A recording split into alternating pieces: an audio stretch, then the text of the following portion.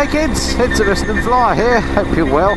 What an absolutely beautiful day to be out and about. The weather of late here in Blighty has been absolutely filthy, so I haven't been too inclined to go out on the bike, although I have been out locally. But today the weather forecast is quite nice and sunny, not particularly warm, it's about 3.5 degrees centigrade. But given it's dry and sunny, thought I should come out on the big beamer and do another one of my videos for you. So a bit of a historical flavour actually to the video today. Thought I'd come out and about and do a few local royal palaces for you, as well as some topical history. So not that I'm a big history expert or anything, but thought it might be of interest to some of the viewers, particularly those from across the pond. Where you find me is about 10-15 miles south as the crow flies of where I live in Great Western in Buckinghamshire. I'm actually in Surrey at the moment. I'm on the M3 and I'm just heading up towards Hampton Court, which is an area I know very well. I used to live in that area, and that's going to be our first palace, a tourist trap. Let's take you up there and give you a quick glimpse of Hampton Court, where King Henry VIII used to knock about. So stay tuned, let's see what we can find today. Oh, act normal. Checking for the red lights. So I've come off the M3 now and heading towards Hampton Court. First thing of interest, if you're a race fan being horse racing, I'm not, is this place here. This is Kempton Park Racecourse. You can see the massive stand there. Always amazed me that Kempton Park is right there, because we are well within the M25 now. Basically we're in London, and there we've got a flipping great racecourse. But there we go, all good stuff. Anyway, en route now, onwards and upwards. Here we just come through the splendid little River Thames side town of Hampton and Hampton Wick. Always loved it here. Just got a sort of classic Englishness about it. Very expensive place to live.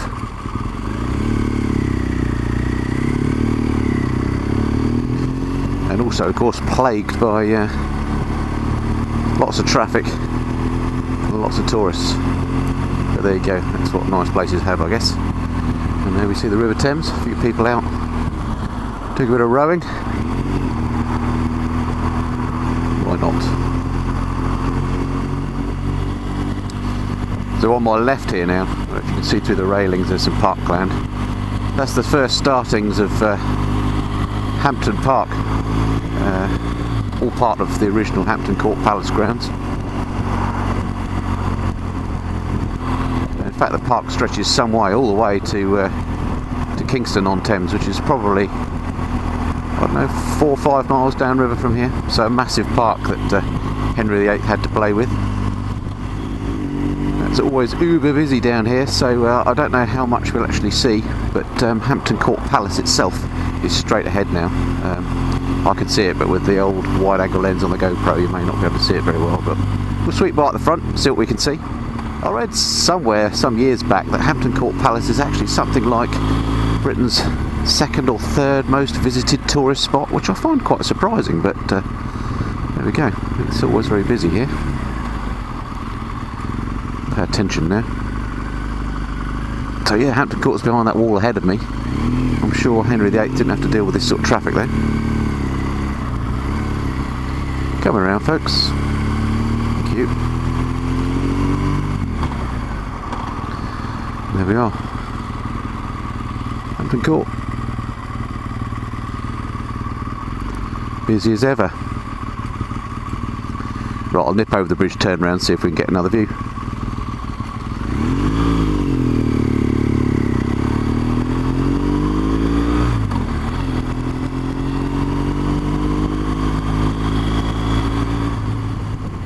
Okay, so managed to turn around and just coming back into the town of Hampton Court on the other side now. See if we can get a view from here.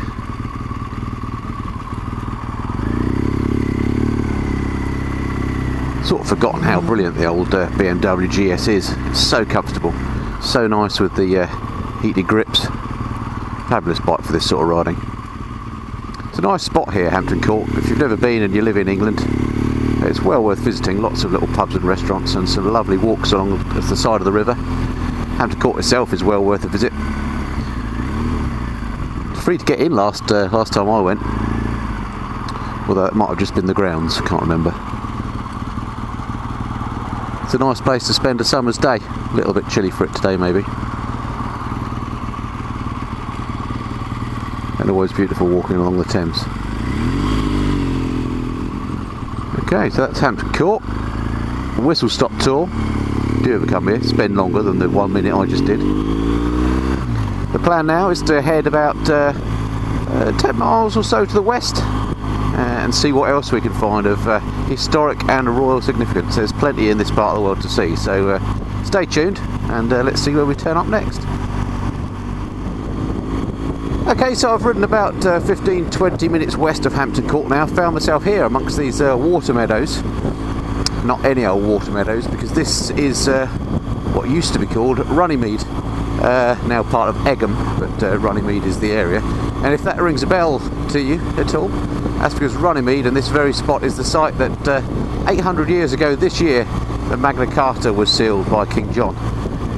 Magna Carta, I think, just means great meeting place, so I think ever since Anglo-Saxon times this particular area here was an area where big important meetings took place. But anyway, King John decided to seal the Magna Carta here. It was an agreement that basically set down the basis for English law from then on. It was an agreement between him, the Archbishop of Canterbury, and the barons to try and settle a feud that was going on.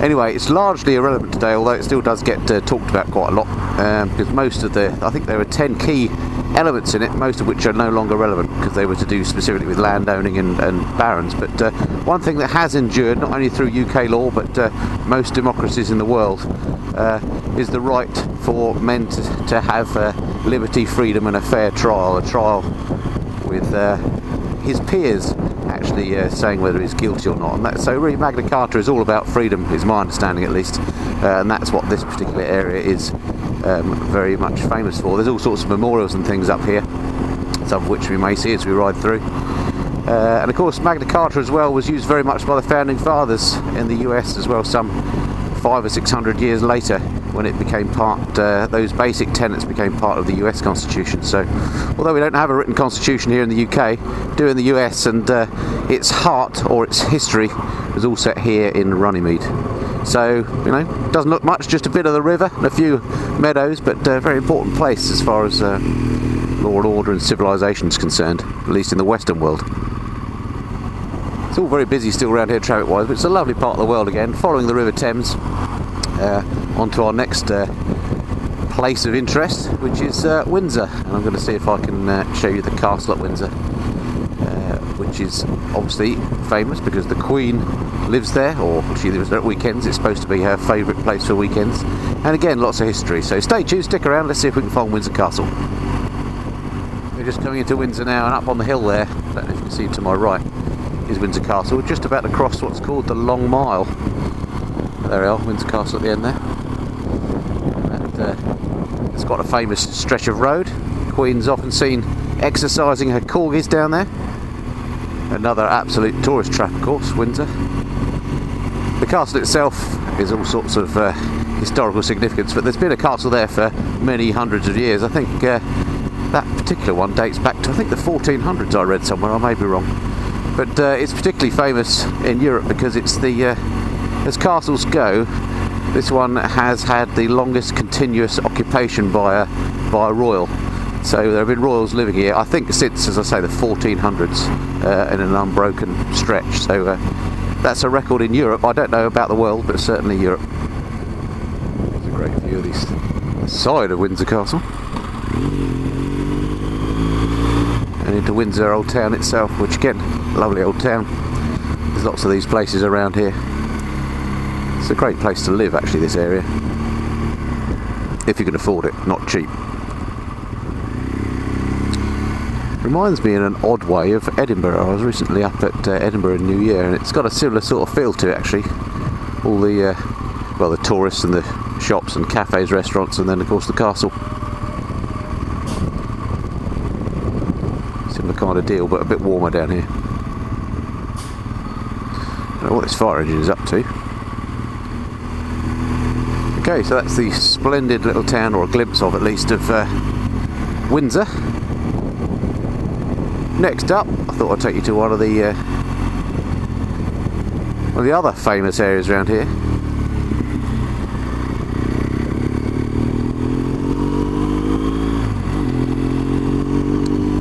which is a very famous school, Eton in fact. In fact, if we look here, there's a rugby going on. Maybe some of the lads of Eton playing, who knows. Anyway, let's see if we can find Eton. Okay, here we are, just coming into Eton now, and these are the playing fields of Eton. That apparently the Duke of Wellington once said that the Battle of Waterloo was won on the fields at Eton. I don't know what he meant by that, other than I guess he meant that he forged some of his military alliances with his fellow lads at that time on these fields, and then later on came to rely on them when they're at the Battle of Waterloo. Anyway, straight ahead we can see one of the halls of the world famous school, and here are the fields. If I stand up, it's world famous, this school, for a number of reasons. Most notably, 19 British Prime Ministers went here, including the current one. So that is quite a claim to fame, isn't it? I've got to be very careful as I ride through here, so I don't ride over a top hat and fall off the bike. It's a very exclusive school. If you want to send your little darling here, then you're looking at about £35,000–40,000 a year. However, if you do that, they stand a pretty good chance getting into Oxford or Cambridge afterwards. So not a bad idea if you've got that cash available. A few royals, of course, went to Eton. Prince William and Prince Harry went to Eton. I think breaking with tradition, because previous to that they tended to go to Gordonston, which is up in Scotland. But Eton seems to be the favoured place now.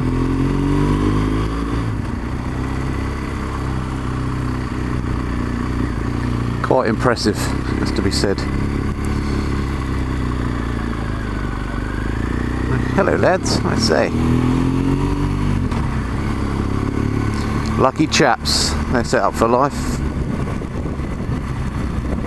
There's another in his funny outfit, but he'll be laughing on the other side of our faces when he's a multi-squillionaire, if he's not already, in 10 years' time. Splendid place though it is to visit. It's all that's wrong about British class system today, isn't it? That you've got to be a certain sort of individual, having been born in a certain family, in order to come to these places and get the benefits that those bestow upon you. But anyway, let's not go there.